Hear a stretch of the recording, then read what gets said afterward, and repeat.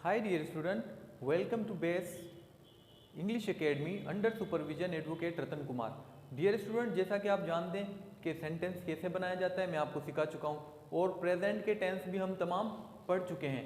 Present के जितने भी टेंस थे मैं आपको वो पढ़ा चुका हूँ। तो आज जो हम पढ़ने जा रहे हैं वो हम पास्ट के टेंसेस पढ़ेंगे कि पास्ट के टेंस को किस तरह से जो है वो बनाया जाता है। तो आए डियर स्टूडेंट, स्टार्ट करते हैं हम पास्ट के टेंस किस तरह से बनाए जाएंगे। तो जैसे मैं आपको बता चुका हूँ कि past indefinite, past continuous, past perfect, past perfect continuous, ये चारों जो फॉर्म है ये पास्ट के साथ लग जाती है। इसी तरह हम इन्हें प्रेजेंट में पढ़ चुके हैं। तो आए पास्ट में चलते हैं। तो पहला जो हमारा टेंस होगा वो पास्ट इनडेफिनेट का होगा, पी फॉर पास्ट, और इनडेफिनेट हमारा टेंस, उसका फॉर्मेशन क्या होगी, उसका मेथड क्या होगा, एलिमेंट क्या होगा। तो डियर स्टूडेंट, हमें यहाँ पर सबसे पहले लेना पड़ता है सब्जेक्ट। सब्जेक्ट के बाद हमें यहाँ पर रखना होगा वर्ब। वर्ब के बाद हम यहाँ पर इस्तेमाल करेंगे ऑब्जेक्ट को। ऑब्जेक्ट के बिना समथिंग समथिंग फ्रेजेस आप यूज़ कर सकते हैं। वर्ब की कौन सी फॉर्म होगी, सेकंड फॉर्म। जब प्रेजेंट इंडेफिनेट था तो फर्स्ट फॉर्म यूज़ हो रही थी यहाँ पर, लेकिन यहाँ पर हम सेकंड फॉर्म इस्तेमाल करेंगे। लेकिन डियर स्टूडेंट, सेंटेंस हम एक ही लेकर चलेंगे जो कि हमें आसानी से समझ आ सके सब कुछ। तो सब्जेक्ट यहाँ पर क्या होगा, मैं यहाँ पर ले लेता हूँ ही, and second form of verb मैं ले लेता हूँ स्पीक से spoke. He spoke English, he spoke English, वो इंग्लिश बोलता था। डियर स्टूडेंट, आप ये समझिए, वो इंग्लिश बोलता था, वो इंग्लिश बोलती थी, मैं इंग्लिश बोलता था, वो इंग्लिश बोलते थे, था, थी, थे। अगर किसी भी सेंटेंस में आप ये देखते हैं कि उसके आखिर में था, थी, थे आ रहा है, तो आप समझ जाएंगे वो पास्ट का सेंटेंस है। उसको बनाने के लिए आप जस्ट सेकंड फॉर्म वर्ब की यूज़ करें। वहाँ पर सब्जेक्ट तो होगा ना डियर स्टूडेंट, और ऑब्जेक्ट भी होगा। सिर्फ करना क्या है कि second form of the verb वहाँ पर इस्तेमाल करनी है जब ऐसा सेंस आ जाए कि मैं स्कूल गया था, वो मेरे घर पर आया था, वो मेरे घर पे आई थी। तो था, थी, थे इस तरह से आ जाए, आप समझ जाएं कि वहाँ पर आपको सेंटेंस बनाना है क्या लगाकर, second form of the verb. तो मैंने यहाँ पर लिखा ही स्पोक इंग्लिश, वो इंग्लिश बोलता था, वो इंग्लिश बोलता था। तो यहाँ पर मैं चाहूँ तो दूसरे वर्ब रख सकता हूँ second form, he made assignment, वो असाइनमेंट बनाना था। ही ओपनड द बुक, वो बुक को खोलता था। ही प्लेड क्रिकेट, वो क्रिकेट खेलता था।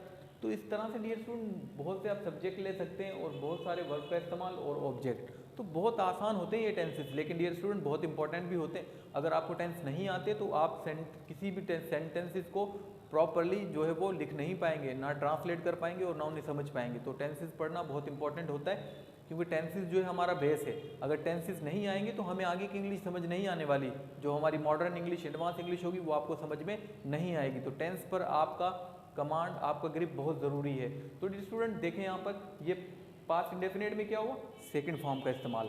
तो आए अब चलते हैं हम पास्ट कंटिन्यूस की तरफ। के पास्ट कंटिन्यूस को जो है वो हम किस तरह से जो है वो सेंटेंस का बनाएंगे। तो सबसे पहले हम उसका एलिमेंट बनाएंगे डियर स्टूडेंट। तो एलिमेंट क्या होगा, पास्ट कंटिन्यूस का, past C for continuous. Past continuous में हम क्या करते हैं कि डियर स्टूडेंट हम सब्जेक्ट लेते हैं, सब्जेक्ट के बाद प्लस कर देते हैं हम वहाँ पर वाज, अगर हमारा सब्जेक्ट सिंगुलर है, और वर्ब अगर हमारा सब्जेक्ट प्लूरल है, और प्लस कर देते हैं V I N G form, verb I N G की फॉर्म, और प्लस ऑब्जेक्ट। तो डियर स्टूडेंट इस तरह से ऑब्जेक्ट के बाद समथिंग समथिंग। तो अब यहाँ पर आ जाते हैं सेंटेंस में, वही लेकर चलता हूँ कि ही हमारा सिंगुलर है तो मैं वाज यहाँ पर लूँगा। ही वाज स्पीक से हो जाएगा आई एन जी फॉर्म हमारा speaking. He was speaking English, he was speaking English, वो इंग्लिश बोल रहा था। क्या डियर स्टूडेंट, वो इंग्लिश बोल रहा था, वो इंग्लिश बोल रहा था, मैं इंग्लिश बोल रहा था, वो इंग्लिश बोल रहे थे, वो इंग्लिश बोल रही थी।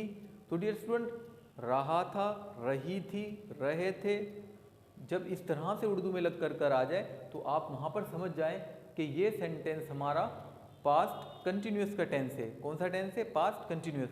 तो वहाँ पर क्या हो रहा है कि एक्शन हो रहा था पास्ट में। तो वहाँ पर हम क्या करते हैं कि स्टूडेंट सब्जेक्ट लेने के बाद वाज या वर्ब का इस्तेमाल करते हैं। सब्जेक्ट सिंगुलर है तो वाज, सब्जेक्ट प्लूरल है तो वर्ब का इस्तेमाल, और वर्ब की आईएनजी फॉर्म इस्तेमाल कर देते हैं। तो स्टूडेंट इसी तरह आप प्रैक्टिस करें, कुछ सेंटेंसेस बनाएं तो आपको भी ये ज़्यादा समझ आएगा। अब चलते हैं पास्ट परफेक्ट कंटिन्यूस टेंस की तरफ।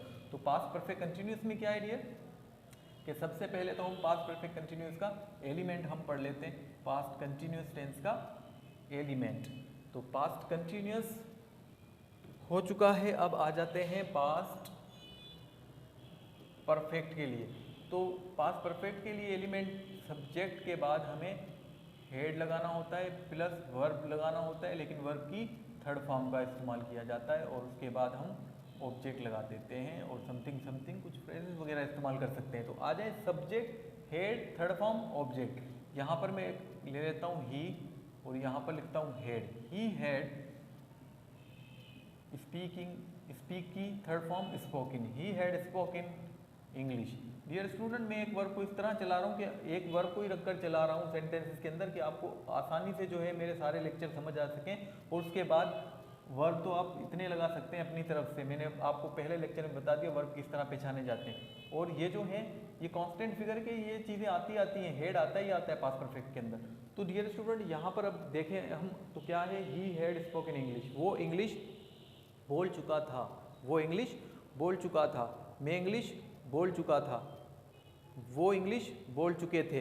तो चुका था, चुकी थी या चुके थे, इस तरह का अगर सेंस उर्दू में आ रहा हो तो आप उसी टाइम पर समझ जाएं कि इसको ट्रांसलेट किया जाएगा कौन से टेंस में, पास्ट परफेक्ट के अंदर सब्जेक्ट लगाकर हेड के साथ वर्ब की थर्ड फॉर्म और देन ऑब्जेक्ट। तो स्टूडेंट इसी तरह आप बहुत सारे सेंटेंसेस जो है वो बना सकते हैं और सेंटेंसेस बनाने से, प्रैक्टिस करने से आपको ज़्यादा समझ आएगा। अब हम चल लेते हैं पास्ट परफेक्ट हमारा हो चुका है पास्ट परफेक्ट कंटिन्यूस की तरफ के। पास्ट परफेक्ट कंटिन्यूस टेंस को जो है वो किस तरह से फॉर्म किया जाता है, पास्ट परफेक्ट कंटिन्यूस। तो past P for perfect, C for continuous. Past perfect continuous में डियर स्टूडेंट हमें सब्जेक्ट तो लगाना ही है, उसके बाद हम यूज़ कर देते हैं हेड बीन का और प्लस कर देते हैं वहाँ पर वर्ब ING फॉर्म और प्लस कर देते हैं उसके साथ ऑब्जेक्ट और after object we can plus since for, यानी कि सिंस और फॉर का इस्तेमाल कर देते हैं। ये स्टूडेंट सिंस और फॉर का इस्तेमाल मैं आपको प्रेजेंट जब टेंस पढ़ाए थे जब भी बता चुका हूँ, तो सिंस फॉर को हम ज़्यादा डिटेल से डिस्कस नहीं करेंगे क्योंकि टाइम को देखते हुए। तो डियर स्टूडेंट अब आ जाते हैं सब्जेक्ट में। मैं यहाँ पर सब्जेक्ट ले लेता हूँ वही ही हैड बीन। स्पीक की ING फॉर्म क्या होगी, स्पीकिंग इंग्लिश सिंस इवनिंग। तो डियर स्टूडेंट सिंस फॉर्म में समझा चुका हूँ, इसको आप जो है मेरे प्रेजेंट वाले लेक्चर में देख सकते हैं। तो he had been speaking English, वो इंग्लिश बोलता आ रहा था, वो इंग्लिश बोलती आ रही थी, मैं इंग्लिश बोलता आ रहा था। तो डियर स्टूडेंट यहाँ पर क्या होता है कि बोलता आ रहा था, बोलती आ रही थी, बोलते आ रहे थे, आ रहे थे, आ रहा था, आ रही थी। जब इस तरह का कोई उर्दू में सेंस आ जाए तो आप समझ जाएं कि ये टेंस हमारा कौन सा है, ये टेंस हमारा पास्ट परफेक्ट कंटिन्यूस टेंस है। तो डियर स्टूडेंट इस टेंस की भी आप प्रैक्टिस करें और कुछ टेंसेस जो हैं इस पर बनाएं।